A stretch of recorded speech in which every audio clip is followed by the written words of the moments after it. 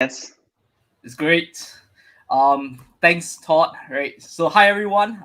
This is Lance Quack. I'm also known as the Dragonpreneur. Have been a entrepreneur, angel investor, now venture capitalist.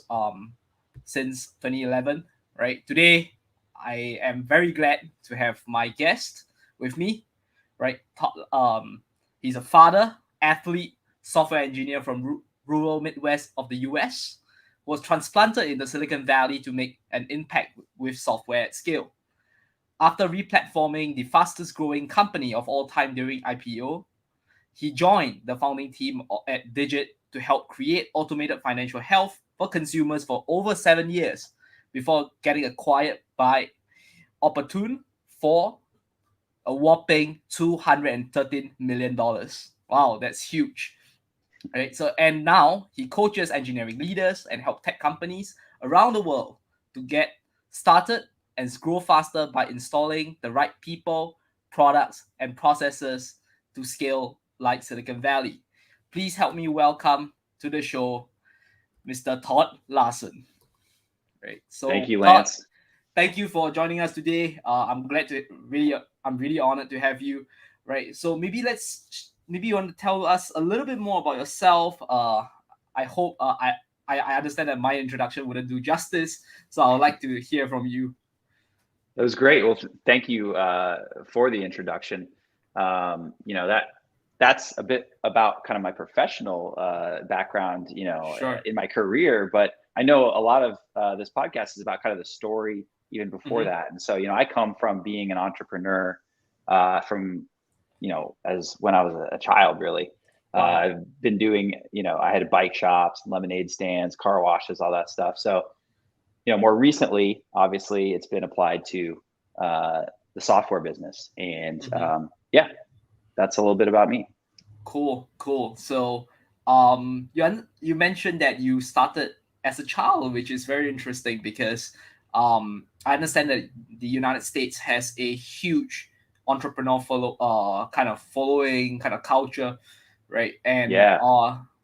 which we don't at least I don't see here much in Singapore. Hmm. Probably true for quite a number of Asian countries as well. So just wanted to ask you, what made you decide to become an entrepreneur at such a young Mm. age? I came from entrepreneurial parents, and so that obviously helps a Wow. lot. As a child, my dad owned the radio station in town, Mm-hmm. and my mom was a potter, and so she owned her own, studio where she was making ceramics and things like that, and she would sell them. So I grew up watching my parents, hustle. My dad was selling ad space for Mm-hmm. radio airtime, and my mom was selling her ceramics. So I was introduced to it very early, and just kind of always around it. So it Cool. felt very natural. But then, once I got uh, through the school and got my education, then I realized I really wanted to be around people that had done it already in the software space. So obviously, Mm-hmm. ceramics and radio don't have a lot to do with tech.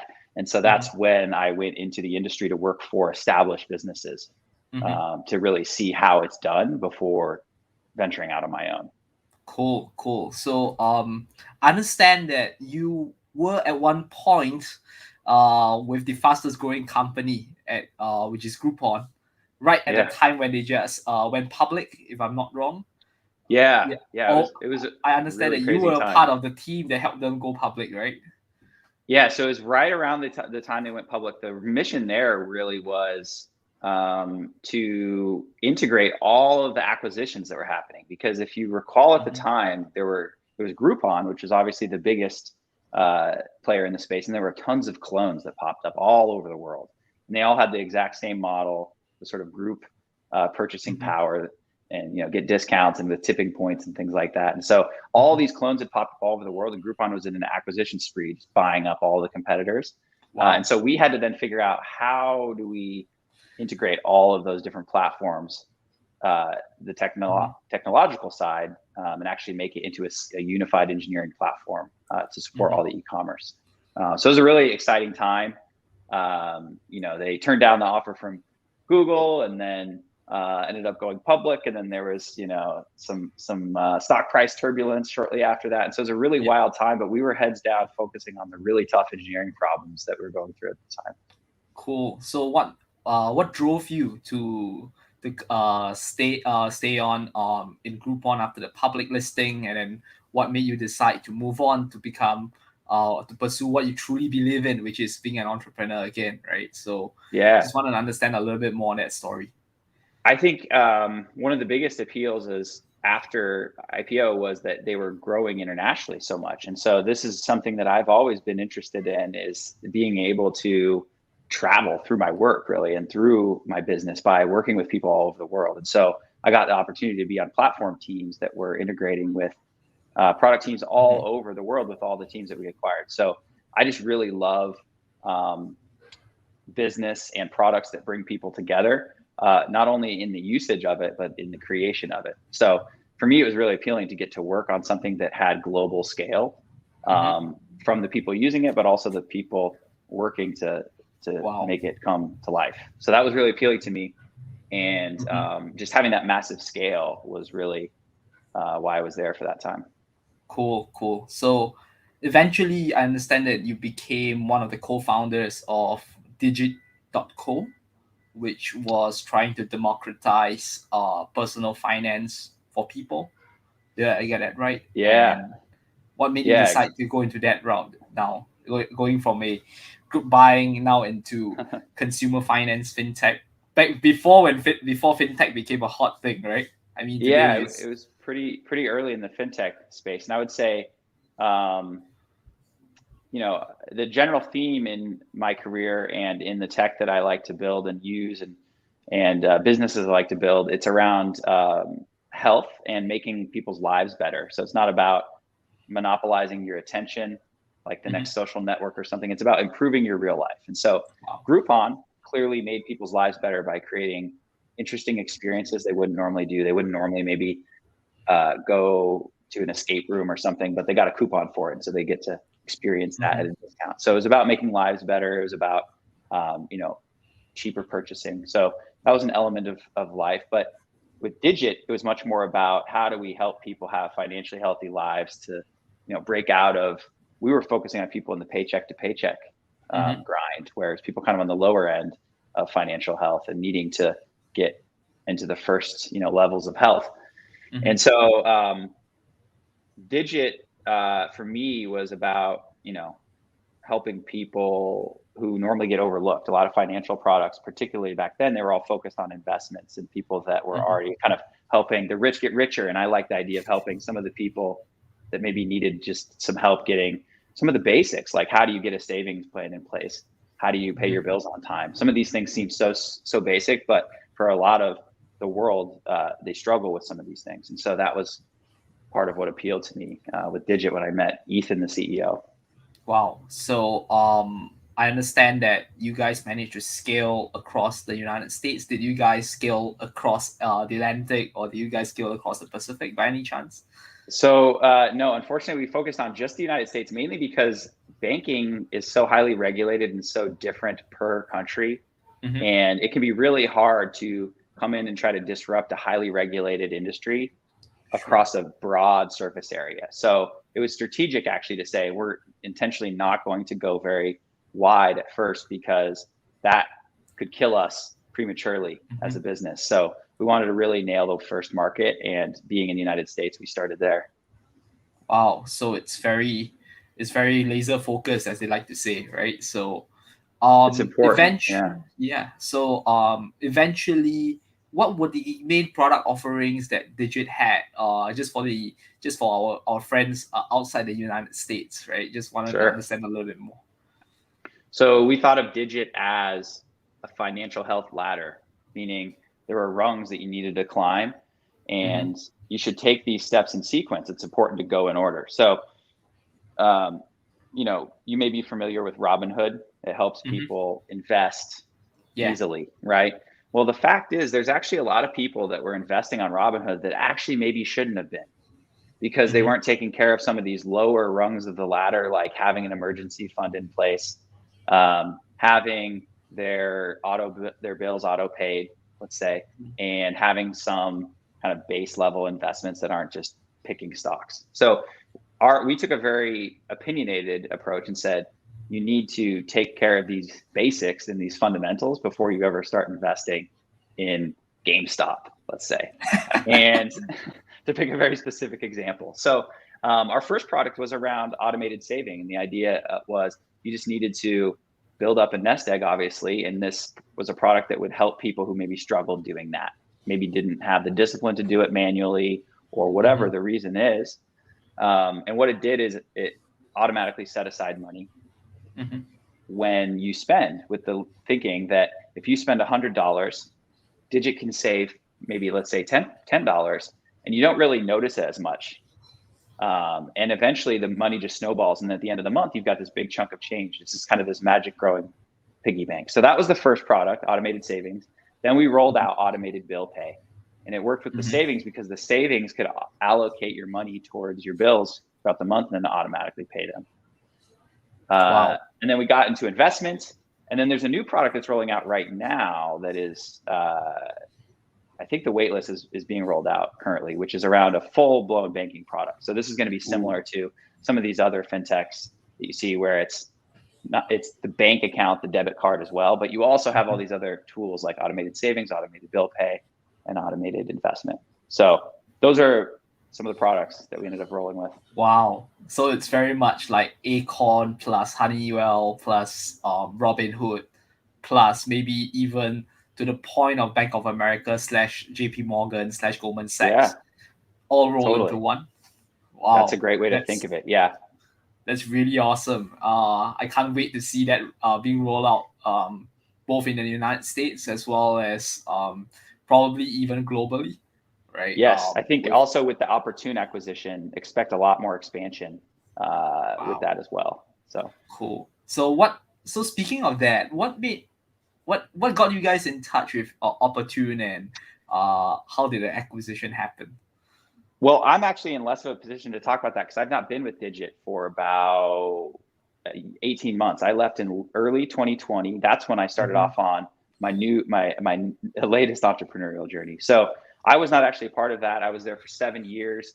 Took it from nothing to, when I left, there were about 100 employees. Wow. And we were at that was the scale we were at when I ended up leaving. So I can't really speak to the intricacies of how the acquisition went down. Sure, no worries. But congratulations on that, right? Thank you. You probably made quite a bit from the stock options that you own, and it must have been really fulfilling for you over the 7 years. But what did you learn from that entire journey while building Digit as an entrepreneur? I think one of the biggest things I learned is to enjoy the process and the journey, because the fact is, a lot of people that say get some options at early stage companies, unfortunately, most don't make it, right? We all know the stats around startups. So I would say enjoy the process of what you're doing.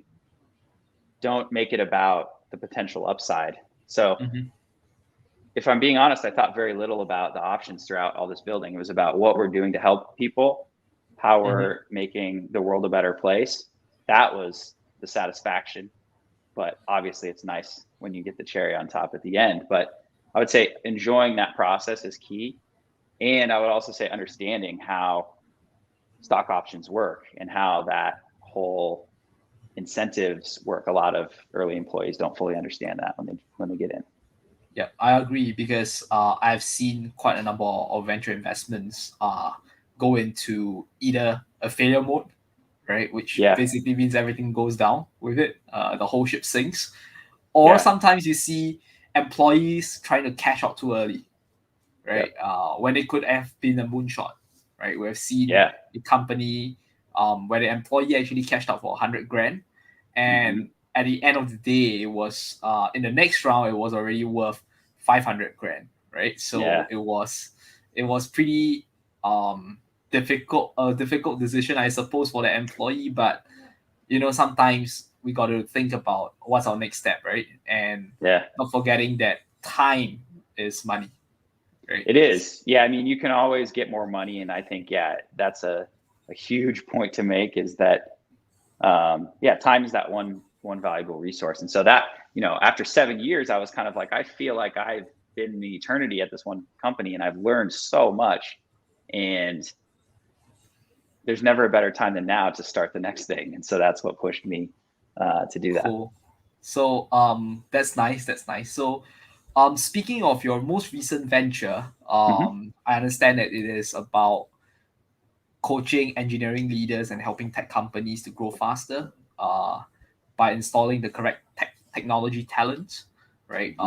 And what we see today is that CTOs are actually being paid more than CEOs, at least for the startup stages. So what made you decide to say, hey, maybe I should go into something along the lines of education and training and coaching? Yeah, so maybe you want to share a little bit about that. Well, I think one of the biggest reasons is that it came down to wanting to scratch my own itch, because what I found as I was scaling myself through my career is that there's very little training on how to go from software engineer to CTO. There's very little about that journey. And so you really have to like piece it together through mentorship yourself, seeking it out. You know, I became just a student of the game and read every book and every blog post and joined every email list and met with, I got coffee with everybody I could in San Francisco, and, traveled even south, to San Jose to try to meet with people just to network as much as I could and learn from people that are, say, directors of engineering and, further down the road for me. But it took a lot of time to put all that together. And so, I started Tech Leader Institute as a way to kind of fill that gap, because I found as I was consulting after leaving Digit that a lot of other companies had this gap in technical leadership. So they had maybe some people that were a little more junior, and they had maybe if they were lucky, a senior person, but there was no easy path to upskill their people and scale, because leadership is one of the best ways to actually scale, as we know. So you need strong leaders in the technical side. Most importantly, being able to translate the business and the tech side.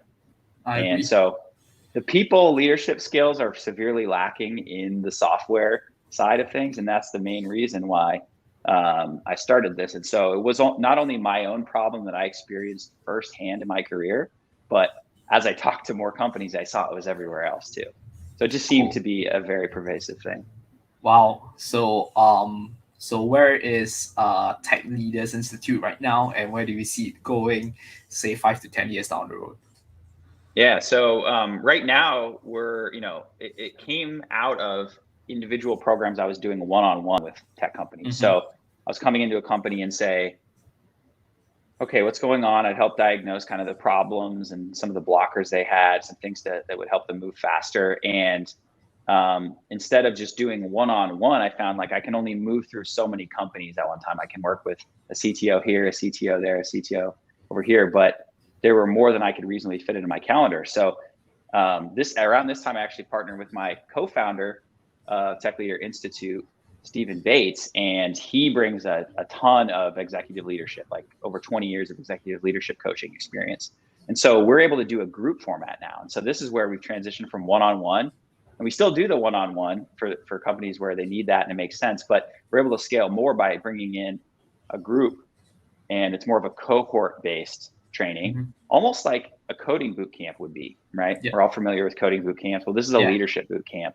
And the mastermind effect that you get from multiple people in one, I think, is really another level of benefit. So that's where we're headed, and we're just looking at scaling that. How can we help more people in the way that boot camps have helped people? Because the fact is, boot camps created a whole wave of software engineers. Well, now those engineers need to be led, and they need to be leaders. And so that's the gap that we're filling.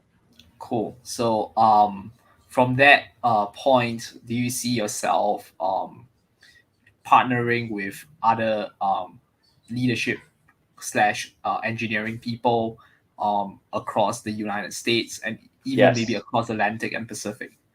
Absolutely. I mean, ultimately, there's a lot of great engineering leaders. There's not enough of them, but there are a lot of them out there. And so a lot of what I've been focused on over the last 18 months has been taking and productizing a lot of the expertise of Silicon Valley and spreading that out throughout the rest of the world. So I would love to continue to do that. I've got a deep network of great people that I want to bring in as we grow to be able to be additional coaches, right? And so that's how we scale this. Is it's not just myself and Steven, we don't have all the answers. There's lots of other great perspectives, and we want to bring more people as we grow that.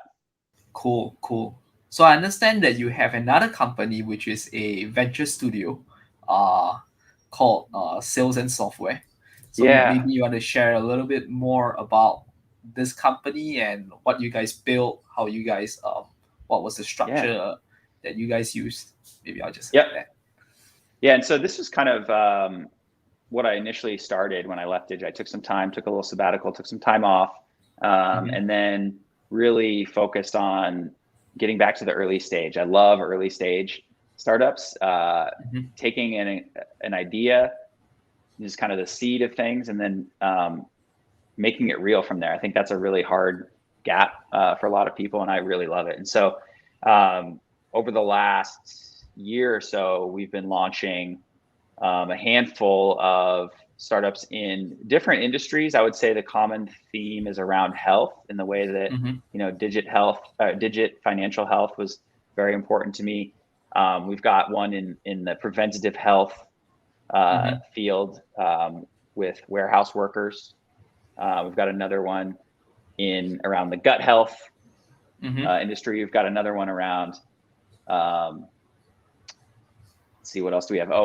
Mental health, around actually improving and understanding ourselves and our emotions. It's a bit of a deep topic, but really excited around these different elements of health and the different early stage startups we can bring. So we help people take their idea and actually make it into a viable actual market viable product. We say it's not just minimum, it's market viable. It's something that people want to pay for.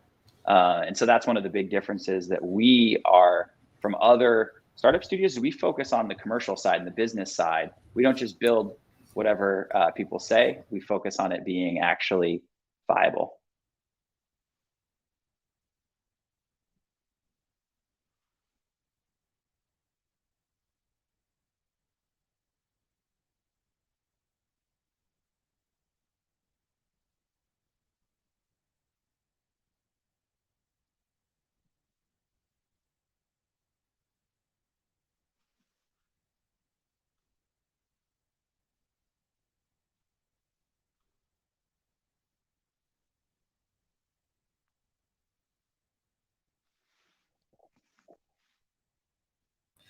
Yeah, so I apologize for the sudden disappearance because no problem.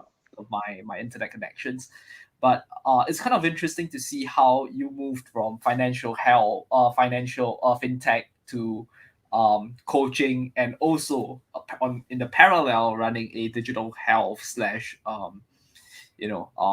health in general, kind of incubator, accelerator, venture builder. But I've seen that you have managed to build another company that got acquired as I just went to the your company website.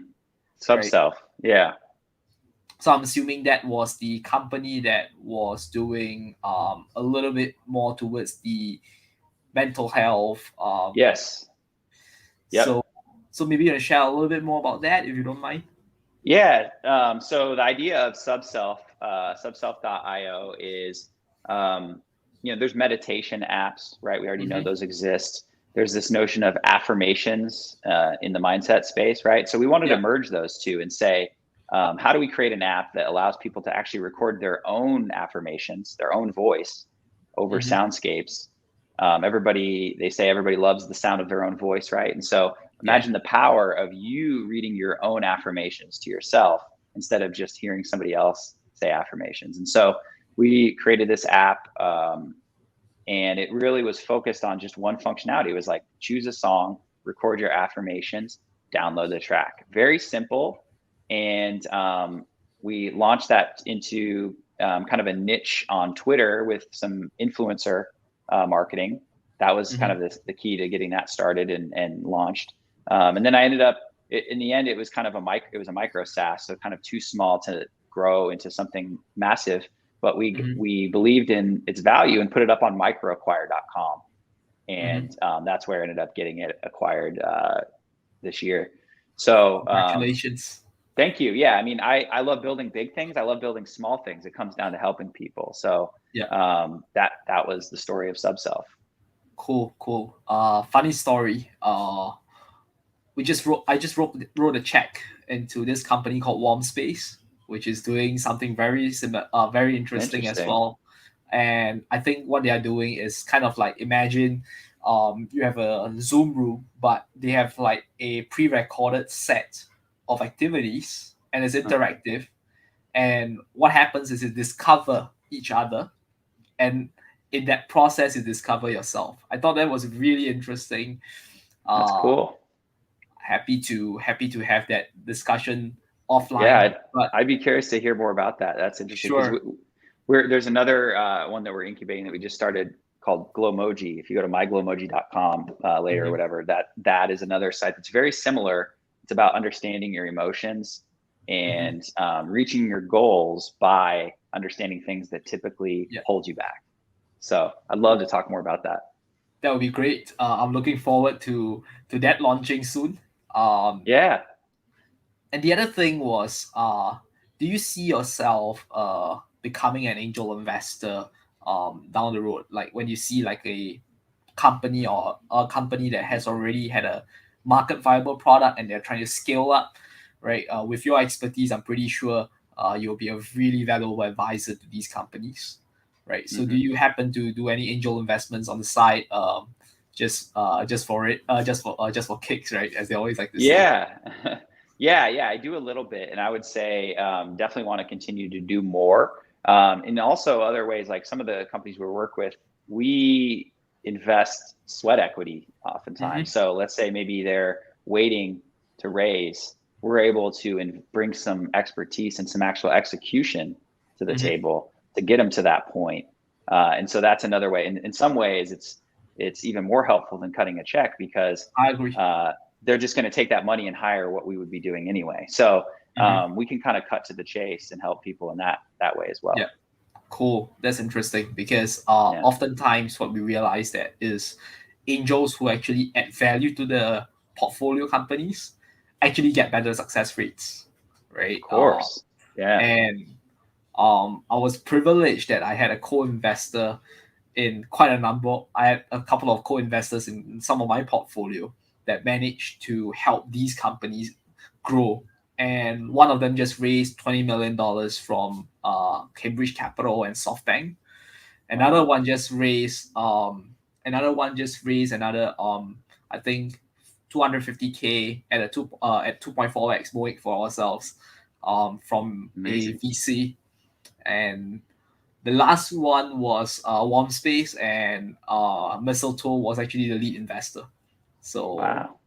it was Congratulations. That's thank awesome. you. It was a crazy journey. But I'm glad to be able to be part of that. Right. I think it's a privilege, for us to be able to support startups, right? Like the way Yeah. we do, right? But definitely, like you Awesome. said, sweat equity sometimes actually makes more sense because Hmm. even if you were to cut the check, they might be just thinking to themselves, what should I do with this money? Right. Yeah, exactly. And sometimes they can really use the guidance on how best to spend that. Yeah, So yeah. All that to say is we love angel investing. Want to continue to do more of that, both financial but also labor too. sure. Cool. So, do you intend to get sales and software out into other areas, like the let's say into other sectors or into Hmm. other geographies? Any thoughts on that? And Yeah. maybe. So right now, I would say like we've got clients in, we work with people in the United States and Mhm. Europe primarily, but Nice. we want to go global. We've got people on the team all over. Like I make a joke that the team never sleeps. That's not to say we're working too hard. It's that we have people all over the world, whether it's the Philippines or it's San Francisco. Hmm. And we're looking at maybe trying to add Hawaii too on there. So we can really like get around the globe. And so I want to continue to do that working with startups all over the world because what I found is like I spent all my career in Silicon Valley, but the rest of the world is really blowing up when it comes to startups and tech, and it's not Hmm. all about just Silicon Valley anymore. And so I'm very passionate about working with people all over the world, wherever they are, and want to keep growing that. So entrepreneurs out there, if you're hearing this, right, go get in touch with Todd. I'm sure he will be able to help you very much, both in terms of execution, and who knows, if you are performing well enough, someone might just he might just cut you a check down the road, right? So I'm looking forward to more news on that down the when we speak again next time. Definitely. And just wanted to understand a little bit more. What were the challenges that you went through as an entrepreneur, both as a kid entrepreneur, and then went on after your Groupon days into Digit, and then now into your various ventures that you have co-founded slash worked with, right? What were the kind of challenges that you faced? And maybe you want to share a little bit more about how you managed to overcome them, because I think that would really help the founders that would be listening to this podcast, both today and down the road. Sure. I think, one challenge, I'll say there's two that come to mind. One challenge is when I was young, I didn't have enough experience to know what good business looked like. And so I would say, if you haven't worked closely with an established business or a mentor of some kind, that's one of the best things you can do. I think there's a lot of entrepreneurs that all they know is being an entrepreneur, and that's great. But I think there's a lot to be learned from the other great people out there that have already figured it out. So I would say getting some sort of mentor, or actually taking a job. Now, sometimes that's a dirty word for entrepreneurs, but getting a job where you can actually see the inner workings of a really elite organization, that level of experience is incredible. So I would say that was when I was starting as a kid. I didn't know anything. So it's I needed to go work for the best tech companies to learn what that looks like, to then do it my own way afterwards. So that was a big learning, I would say.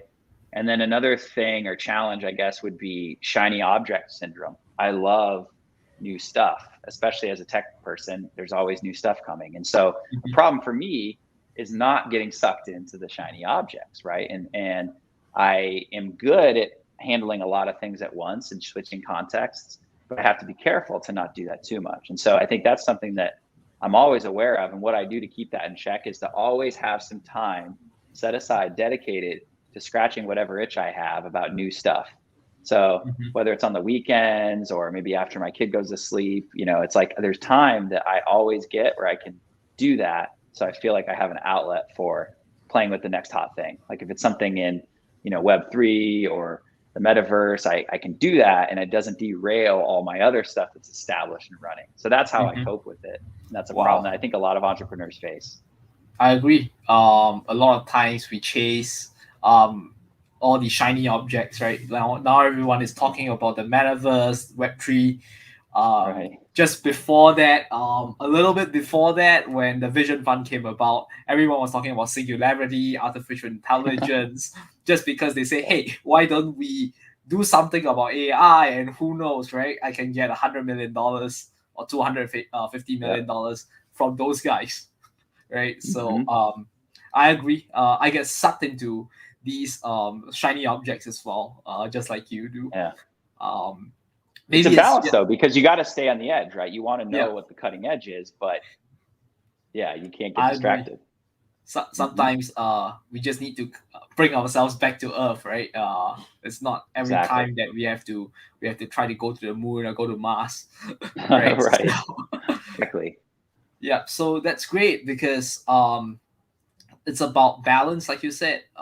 So how do you balance, let's say, your life as an entrepreneur and maybe your family life? And I understand that you are also an athlete, right? So how do you balance that?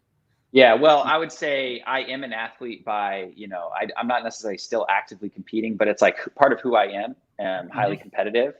I don't give up. I've got these traits that come from being an athlete, and I think it benefits my entrepreneurial endeavors and being a father really too. But I would say balance all comes down to time management and being clear on what you value and what's important. So balance doesn't mean 50-50.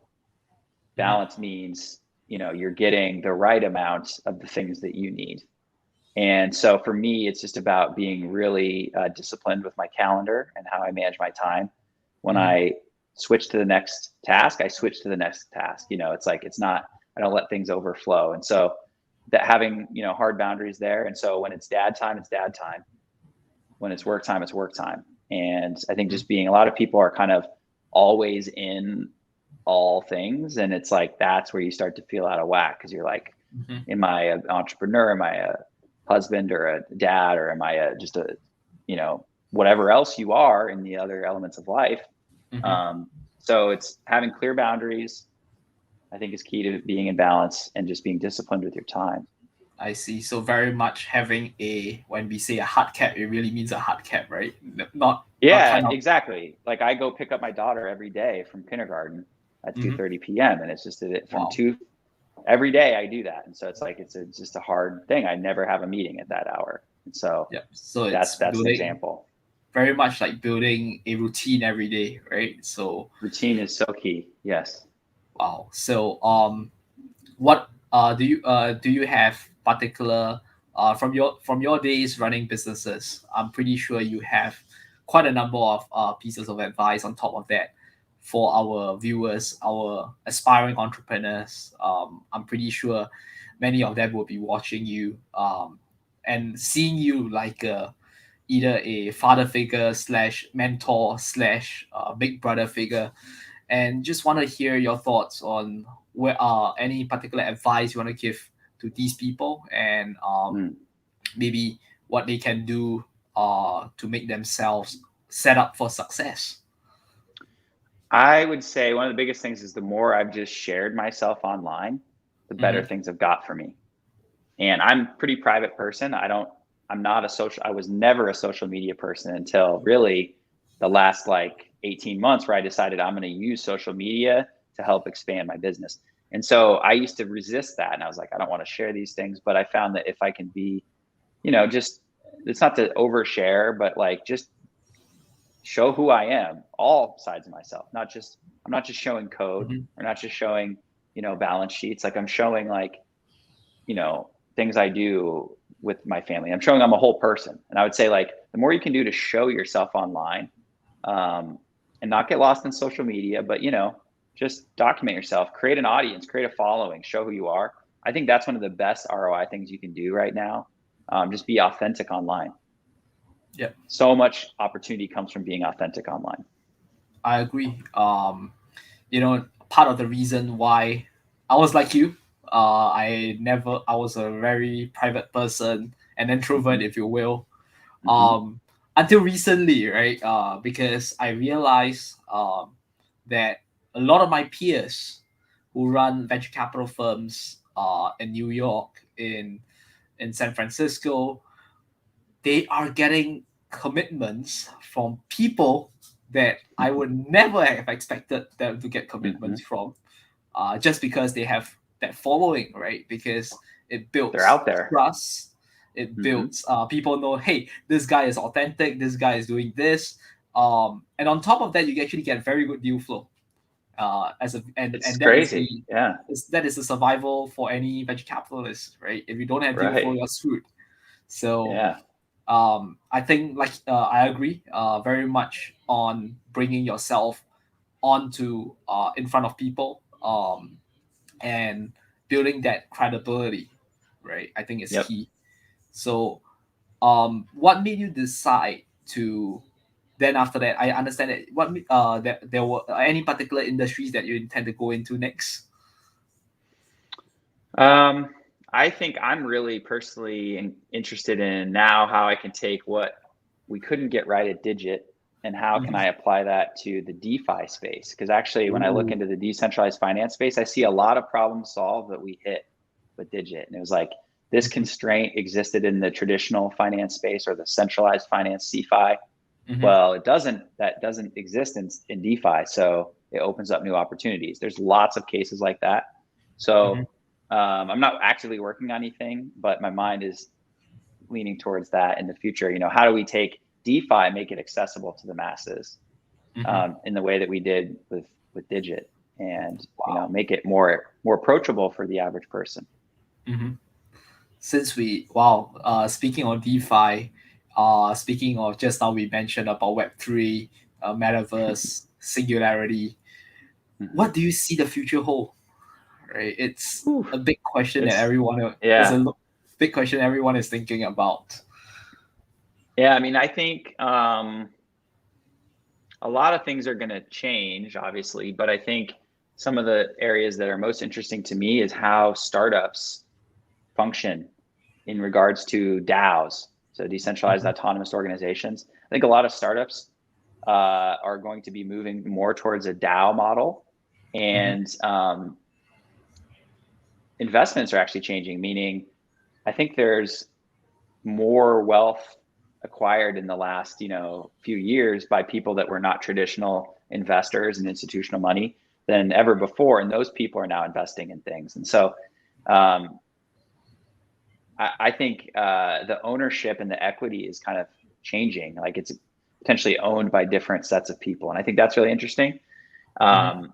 And I think, how do we bring open source? I don't know how familiar you or the watchers are of the open source model in software, but how that's been Mhm. happening for years and years. All these people are collaborating organically on products. Well, I think we're going to see Mhm. more of that, and that's actually going to be more standardized and actually compensated more, and so kind of an open development process more.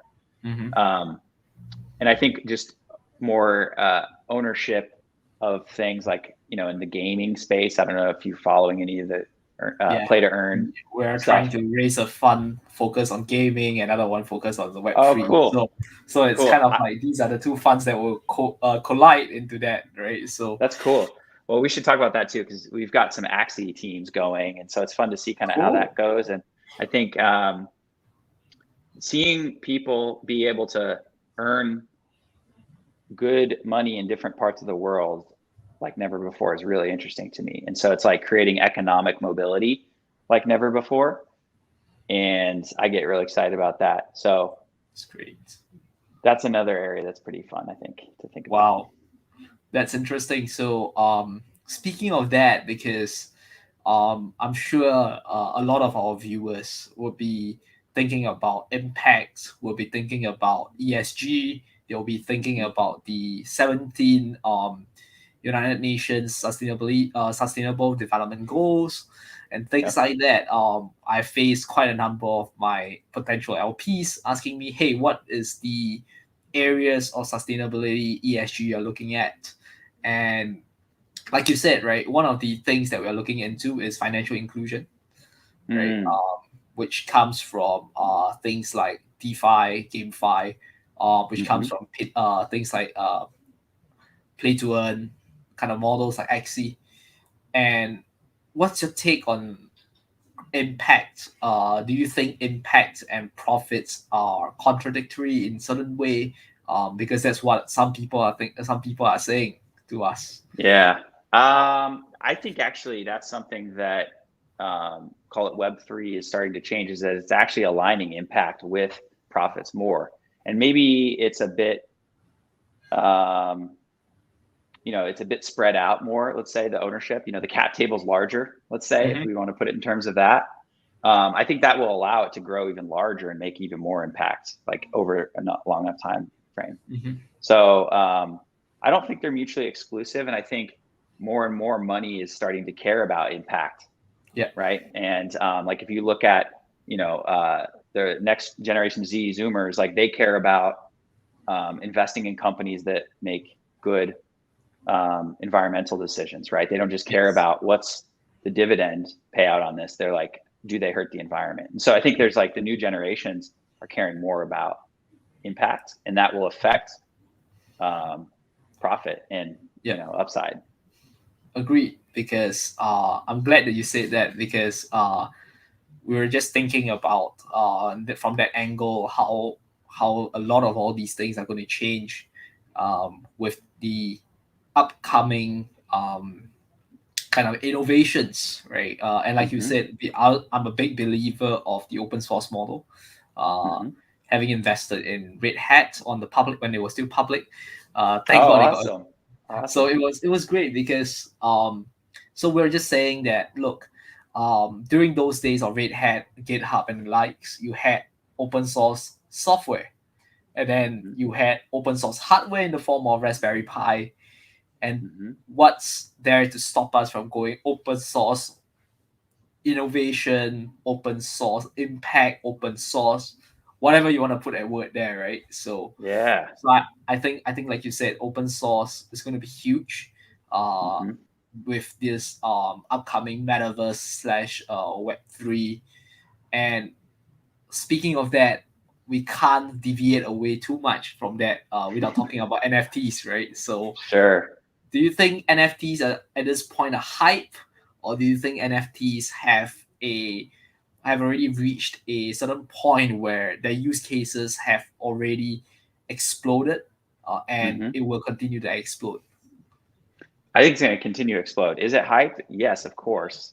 But functional and utility bearing NFTs are going to be huge. And we've barely scratched the surface of that, I think. In particular, like in the play to earn space, Axie Infinity, those are really just NFTs, but they're game pieces that actually create fun and then generate value with crypto. And so that's an example of a utility NFT. It actually has a function. It serves a purpose. It's not just a JPEG, as they say. It's not just. I think the easiest way to do utility would be to allow access to a community. But I think Axie Infinity takes that much further than that by being a game. There's lots of other games that do the similar thing. But I think it really gets interesting when in commerce, like let's say brands, they can start doing, NFTs that unlock um, physical goods. I think that's where it starts to get interesting, is the bridge between the physical and the digital experiences. Bands and musicians and artists are going to be able to tap into this in a huge way. Like my background is also in audio, and the music industry have had a little stint there Wow. before software, and so I'm very intrigued about how the music industry is going to use this. I actually think the music industry should be more scared of NFTs than they were of Napster. Mm-hmm. I'm serious, because Napster, it's like they still had, they still needed the labels to kind of, do stuff. But now it's like they don't even need the labels at all. They can go direct to fans.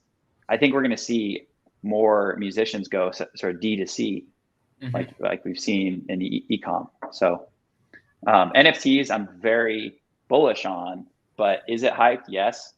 And, I wouldn't buy a lot of these just random NFTs, and I haven't, but I do like Axie Infinity and others like that. Wow. I mean, today I see that a lot of people are buying into all kinds of NFTs. I don't know I how see it it's going to too. happen. That's a shiny What object. we have no idea how. I mean, I can't predict what will happen next. I hope that it will continue to go up, but Yeah. I've seen how Bitcoin came down and rebounded to where it is today. Yeah. So who knows? That might be the trajectory that NFTs in general will be taking.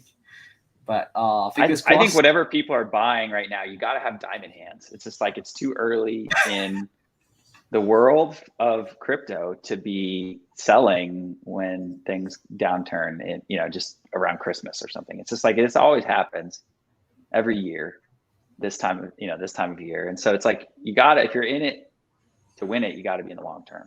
So Yeah, here agreed, we are. agreed. Wow. Um, yeah, I just received a question on my message board, and Oh, cool.